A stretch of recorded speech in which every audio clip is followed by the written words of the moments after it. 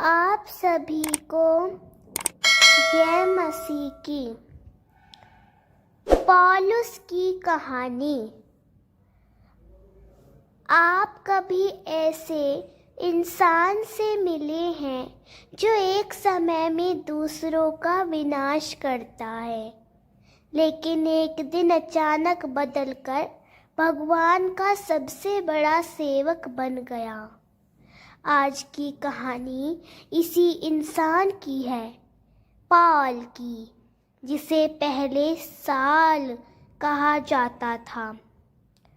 एक ऐसा इंसान जो मसीहों को मारने निकलता था, लेकिन एक चमत्कारी दिन परमेश्वर खुद उससे बोले और उसकी पूरी जिंदगी बदल गई। क्या आपने कभी सोचा है कि अपराधी को परमेश्वर कैसे चुन सकते हैं और अपने महान कार्यों के लिए? क्या आज भी परमेश्वर ऐसे लोगों को चुनते हैं जो भटके हुए होते हैं?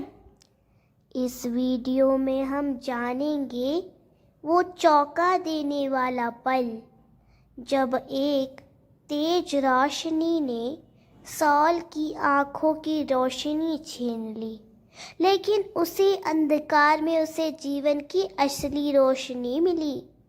यह सिर्फ एक कहानी नहीं है, यह गवाही है इस बात की कि कोई भी कितना भी गिरा हुआ क्यों ना हो, अगर परमेश्वर उसे छू ले तो वह बदल सकता है दुनिया को। वीडियो को अंत तक ज़रूर देखिए, क्योंकि आखिर हम पौलुस की कहानी को वचनों के माध्यम से समझेंगे। वचन 1। साउल अब भी प्रभु के अनुयायियों को धमकी और मारने की बातों से भरा हुआ था। वह महायाजक के पास गया। साउल इतना कट्टर था कि वह यीशु के अनुयायियों को मारने की योजना बना रहा था। उसका हृदय क्रूरता और देश से भरा था। वचन 2। और उसने दमिश्क के सभागृहों को पत्र लिखवाए कि यदि वहाँ वह कुछ ऐसे पुरुष या स्त्रियां पाए जो उस मार्ग पर चल रहे हों तो उन्हें पकड़ लाए, चाहे स्त्री हो या पुरुष। उस मार्ग से तात्पर्य यीशु मसीह के अनुयायियों से है। साउल चाहता था कि उन्हें बंदी बनाकर यरूशलेम लाया जाए। वचन 3। जब वह दमिश्क के पास पहुंचा तो अचानक स्वर्ग से एक तेज प्रकाश उसके चारों ओर चमका। यह वही पल था जब परमेश्वर ने चमत्कारी रीति से हस्तक्षेप किया। यह प्रकाश यीशु का तेजस्वी रूप था। वचन 4। वह धरती पर गिर पड़ा और एक आवाज़ सुनी, साउल साउल, तू मुझे क्यों सताता है? यह आवाज़ स्वयं यीशु मसीह की थी। यीशु यह स्पष्ट कर रहे थे कि उसके अनुयायियों को सताना स्वयं यीशु को सताने के बराबर है। वचन 5। साउल ने पूछा, हे प्रभु, तू कौन है? उसने उत्तर दिया, मैं वही यीशु हूँ जिसे तू सताता है। साउल को पहली बार यह महसूस हुआ कि यीशु वास्तव में जीवित है।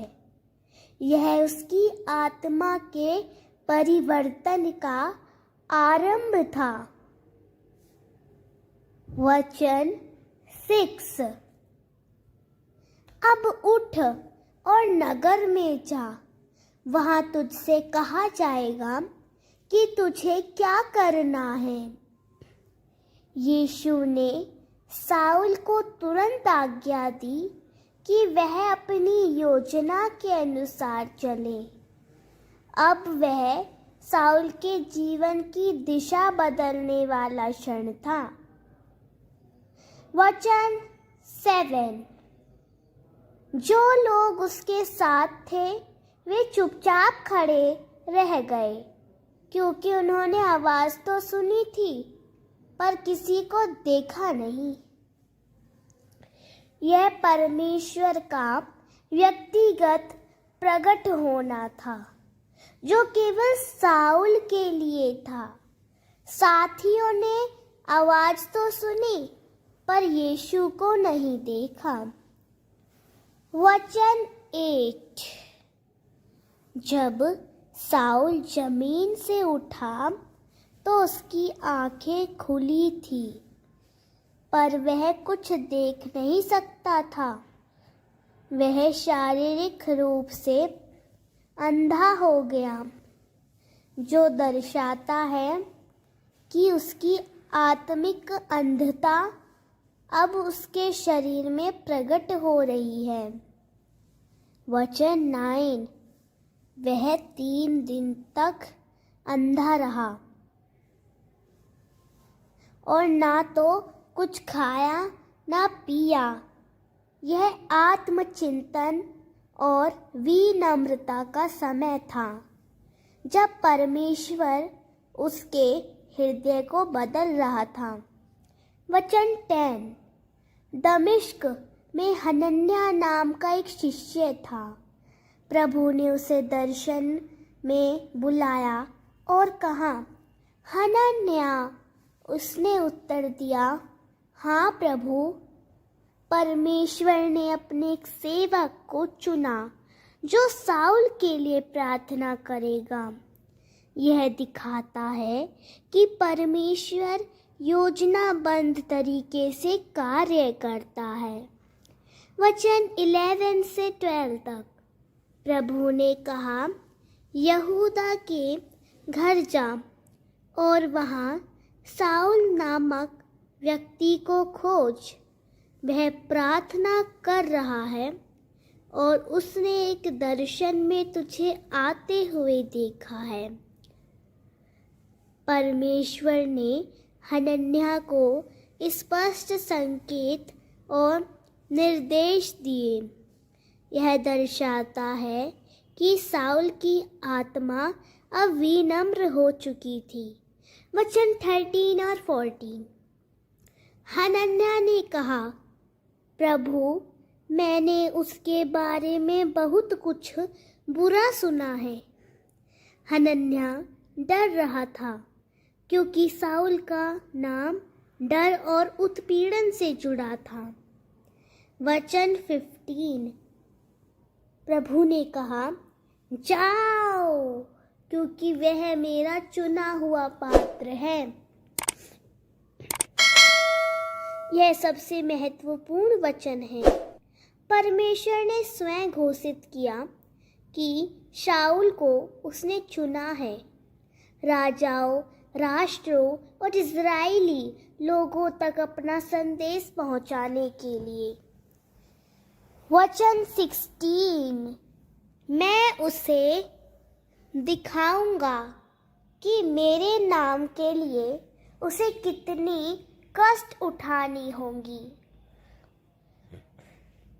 यह स्पष्ट करता है कि सेवकाई में कष्ट होंगे, लेकिन परमेश्वर के साथ रहेगा।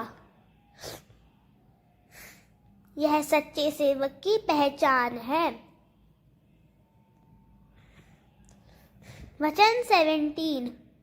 हनन्याह गया और उसके सिर पर हाथ रखकर कहा, भाई शाऊल, प्रभु यीशु ने मुझे भेजा है ताकि तू फिर से देख सके और पवित्र आत्मा से भर जाए। देखिए, पहले जो डरता था अब उसे भाई कहकर स्वीकार करता है। यही है परमेश्वर की शांति और प्रेम।